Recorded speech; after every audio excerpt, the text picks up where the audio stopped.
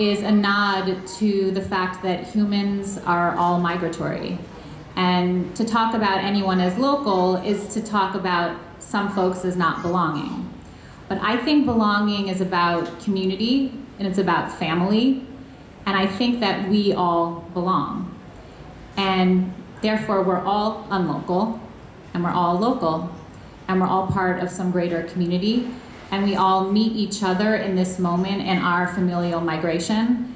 And we're all from somewhere and we're all here. So what is UnLocal?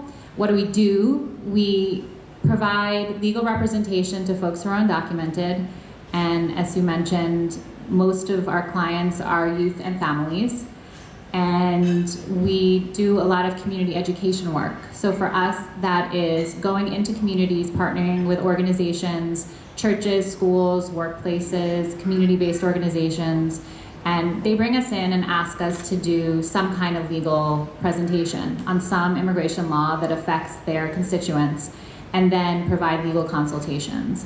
And why this is so incredibly important is because a lot of people don't have experience with nonprofit legal services that are free, and so they end up going to fraudulent practitioners and their communities. It is so easy to defraud someone who doesn't speak the language, who doesn't have access to the law, and to whom you say, I promise you that I can get you immigration status. And so we see time and again, thousands and thousands of dollars are spent putting individuals at risk and causing them to sacrifice all of the money that they have saved. So this community education work that we do goes hand in hand with the legal representation because we take a lot of our cases that way. I'm sure a lot of you actually know my personal story. I'm Ishwarya, as I mentioned earlier. I am one of the co-founders of Patriarch, who is hosting the event. I was undocumented from the time I was 14 until I was about 25, 26. And I just want to talk a little bit. I just want to talk a little bit about what that experience is like. I went to high school in the American system. I went to NYU right here.